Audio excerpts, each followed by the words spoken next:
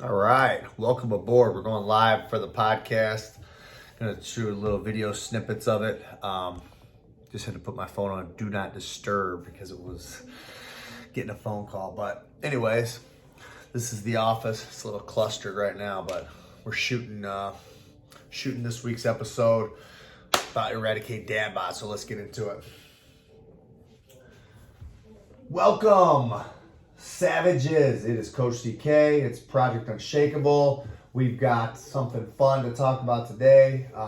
We are going into 2021 and 2022. I'm sorry, as 2021 wraps up here in just one short month. And so I've really been feeling this put on my heart. I've started to post a little bit about it, but eradicate dad bod as a movement, as a mentality, as a mindset. And so I want to talk about things today from a little bit different perspective. And this is something that I've spent thousands of hours and thousands of dollars investing into my mindset and understanding how the brain works and how to get what you want by understanding your own physiology, the hardware we have that God put in us, and also being able to tap into the infinite, right? The power of God. Like, we have this connection through Christ that we can actually connect with the creator of the universe, the guy that designed everything, this whole blueprint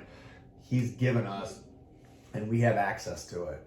And I feel like part of the reason for so many dad bods as well as so much other chaos in the world is like we are getting tricked with all of this technology and all this information at our fingertips. It is an amazing thing. I'm not going to be like the anti-technology guy, but I will say I feel like we're getting tricked into that things are so much better because of access to all this, and we're missing the point that we have already been connected to this source, right? We've been connected to source, and now because of all the noise of all the constant attention and the constant information blast and overload and these algorithms knowing exactly what you want, all this distraction, I think that it's in fact been a problem and actually, making things worse for a lot of us, myself included. So anyways, let me get into the mindset and the mentality and the identity needed to eradicate the dad bod. And when I talk about this, I just shot a quick video on Facebook. When I talk about dad bod, yes, I'm trying to be polarizing a little bit because I want to smack some people in the face because it's really unacceptable, in my opinion, to just let yourself go. However, I know how hard it is, and I know, yes, I may be skinny, and there be skinny dudes with dad bods too, by the terminology and the definition that I'm going to use. But I just want to be clear: I'm not attacking anyone and everyone that's heavy or overweight. What I'm attacking is a mentality of men being content with being shitty and average and less than their best. That's what the dad bod represents to me. And when we talk about eradicating dad bod as a movement, I'm talking about uniting as men and saying, no, enough's enough. This is bullshit. We're not going to sit on the sidelines, watch our kids be awesome, watch our wives be awesome, watch other people be awesome, and take our freedom and just squander it and just be meh. Just be average. Let me just take this freedom I've got and let me waste 3-4 hours a day scrolling on social media. Let me waste 3-4 hours a day watching some bullshit on Netflix. Let me waste 3-4 hours a day playing some pointless video games. So when I talk about eradicating dad bod, I want you to think about it in terms of eradicating the mentality that it's okay to be average or less than average. It's getting rid of this idea that just getting by and just existing is okay. It's bullshit. You have to, in my opinion, live your life with purpose. You've been gifted this life, this freedom, every breath that you're taking. And it's from a spiritual perspective as well as from a world's perspective, because we live in America, the greatest country in the world, where we have the freedom to do whatever the hell we want to be able to try to make the best life possible. I'm not going to get into the politics. Some people have a leg up over others. I will not deny that fact, but we all have an opportunity, and you cannot argue that point. You cannot argue that you have an opportunity, whereas certain other people in certain other countries may not have the opportunity because of their government, because of the structure, of the resources, of the financial aspects, all that stuff. So I know that people have died for this. They have died for me to be able to be here, for me to be content with just being, whatever, just a piece of shit, just kind of getting through.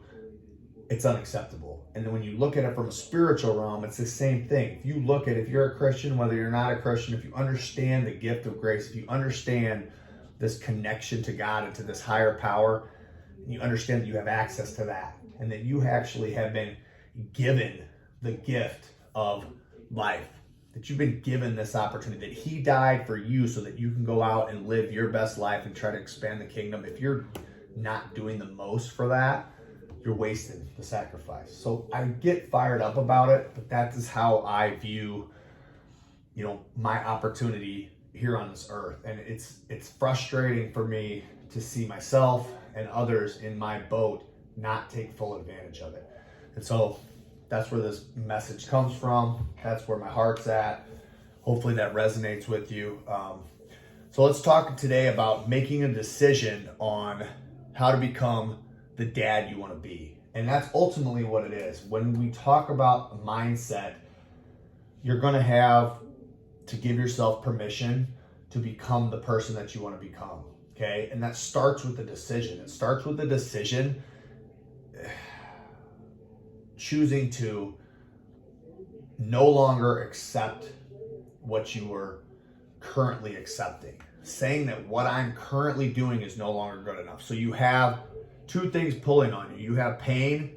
So if whatever you're currently doing is bad enough, if you're in enough pain right now, you're going to say, dude, I can't, maybe it's that doctor's appointment. I've just had a couple people sign up where they're like, damn, they hit the doctor. The scale was not friendly. Their blood work numbers were terrible. And the doctor's like, dude, you're going to have to do something or it's going to get way worse. Okay. So that is a decision based on pain. There's other people, and this is harder, but a lot of you guys might fall into this and you're kind of in this rut and this malaise, and it's because you're not getting those messages from the doctor. The pain is not going off. You're not getting that check engine light. You're just kind of existing. And for those of you, you need to make a decision that being this average guy that makes good money, he's there, but he's just kind of existing, that's not good enough. And when you make that decision, you're going towards pleasure. And this is where I feel that I can help you, and I've spent a ton of time, been mentored on this, I've been educated on this. You have to find a compelling vision that pulls you forward, that draws you towards pleasure. And that starts with giving yourself permission to want what you want, and to verbalize what you want, and to write down what you want, and to identify what you truly want. Who do you truly want to be? And so for me, it's very simple. I want to physically be desirable. Like, I want to look freaking good naked. I'm just going to say it. Being fat is not an option. Being too skinny is not an option. Either way, not having muscle on my body is not an option for me. So that's the first thing, admitting that to myself and just saying, oh yeah, man, this dad bod is good enough. My wife still loves me. It's bullshit. She may still love and accept you despite you being soft, but you can't tell me that that is your most best state, your highly desirable state for you to be in is soft. Who the hell wants to walk around soft? If you do, then just turn off the podcast right now, scroll away, because the dudes that I roll with, I don't want to roll with somebody on my team or in my army that's got my back, that's content with being soft. So that's number one, owning that you want to look like a beast and a savage. When I rip my shirt off, I'm like, damn, that dude's 40. He's still got bricks for abs. He looks like he's freaking working out like with these 20-year-olds. That's who I want to be. But it doesn't just stop there.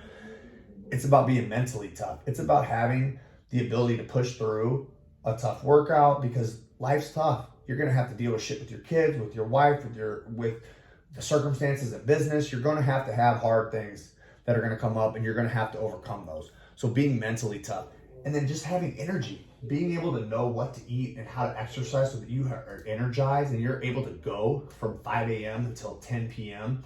and that you can get shit done. You can provide for your family, and then you can still come home and show up and be the guy that can play with your kids. You can go to wrestling practice and coach your kids. I don't know how many times I've been up at 5, coaching, getting a little break, eat dinner, coming home, coaching kids wrestling, and I'm just like, dude, I'm freaking exhausted. I'm ready for bed. But I love doing that. I love being able to be that guy that can be Coach CK, show up and put that quality time, because I know my son appreciates it. And being able to do that, if I wasn't energized, if I wasn't eating right, if I was dragging ass, then I wouldn't be able to go nonstop. So that's number 1, or number 2, number 3. And then the last part is, dude, I have a desire to be athletic. I want to go play pickup basketball and whoop your ass. I want to be able to dunk on you at 40. That may not be what drives you, but my competitiveness, my ego, that inner drive, that dark energy, like that's something that's important to me. So by identifying all these things, I'm starting to create the vision that pulls me forward about being the man that I want to be, okay? So that's number 1. I decided, I gave myself permission, I've identified it, I started to look at it, created that possibility of what that's gonna look like, and then comes action steps, okay? So it's great. All of you guys have watched The Secret or those videos back in the day. We know about how what you focus on is what you attract, is where your energy goes, your attention goes. That's what you're drawing into your existence, into your reality. We are all creators. However, if you don't back up that action behind the visualization, the writing down, if you don't then take action towards it, you're not going to just magically become this person. So when we take it from intention and we decide and then we turn it into commitment, we have a couple different avenues that we can do that. Number 1, your resources, right? If I'm committed to being fit and I hire a coach and I throw down the money, that's telling the universe I'm serious. It's step 1. It doesn't get me there because I can still hire the guy and then not do shit and still be fat, but that is a commitment. The second piece is the attention and the energy. If I'm investing in someone and I'm following up with reading what they say to read, I'm learning how to do it, I'm practicing my form, I'm putting my attention there, I'm showing up, I'm putting in the time and the energy and the effort, now we've got a formula. So we've committed, and then we execute and we take action, okay? And what is going to be the difference between having amazing results and continuing to see through and follow through, becoming this man that you know that you're capable of? I have DTFW. This is from Warrior. It's do the fucking work. Do the fucking work. That part of it is the hardest part. And here's why. It's boring and shit's gonna get thrown at you, okay? And so one of the really cool things is I'm gonna give you a plan and a path, and then you have to do the required work. The voice will tell you, God will tell you when you identify, if you are tapped in to what you're desiring, if you tap into your unconscious, what needs to be done will be brought to your attention, and you will be very clear what you need to do. But you still have to make the choice to do that work. And so once you have the blueprint lined out in front of you, that execution is going to be the difference between going from who you are now to who you desire to be. And there's something about the ego. I don't know if it's the devil. I don't really understand. There's a lot of different ways you can spin it, but like the bottom line is you're going to encounter resistance when you go from being someone, your identity, to this new version of yourself. You have to overcome resistance. And so when I say do the work, you have to plan and anticipate for what these road bumps are going to be. And that's what I have in my notes. Obstacles, distractions, excuses. Know that those are going to be there and those are part of the process, and have a plan for those. So if I'm giving you some value right now, number 1, You've identified who you want to be. Number two, you gave yourself permission and then you've committed. So call that a 2A and a 2B. You're on the path now. And now 3 is doing the work. Doing the work. And the biggest advice or tip I can give you for doing the work is once you've identified it, write down at the beginning what's going to go wrong. What are my possible pitfalls? When is the rain going to come? What am I going to do then?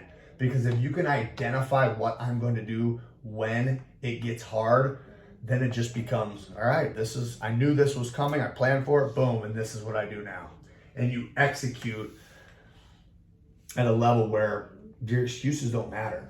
You keep that vision of who you are becoming, and as you're overcoming these obstacles, you are becoming that man. These hardening yourself in the fire, forging yourself into the dad that you want to be. That's where the magic happens. You have to go through that in order to become the person. So by taking action and moving forward in faith, the things that are then entered into your world are exactly what's supposed to be there. Even if they suck, you overcoming that thing that sucks makes you the person that you desire to be. Boom. So that's what I got for you from a mentality standpoint today, a mindset piece. Eradicate dad bod. Like, it's done, fellas. It's done. There's no reason. So hopefully you guys find some value in this. You want to jump in. I just changed the name of the group in the arena to Eradicate Dad Bod Movement because we're taking this over. I want a tribe jumping on and getting fired up that no longer is accepting mediocrity. That's our motto. That's our battle cry. Our families need us. There's a lot of work to be done. The harvest is plentiful and the workers are few. So let's continue to move forward, expand the kingdom by becoming the best version of ourselves, expanding our families and expanding our businesses and spreading that love all the way throughout the world. So love you guys. I'll talk to you soon.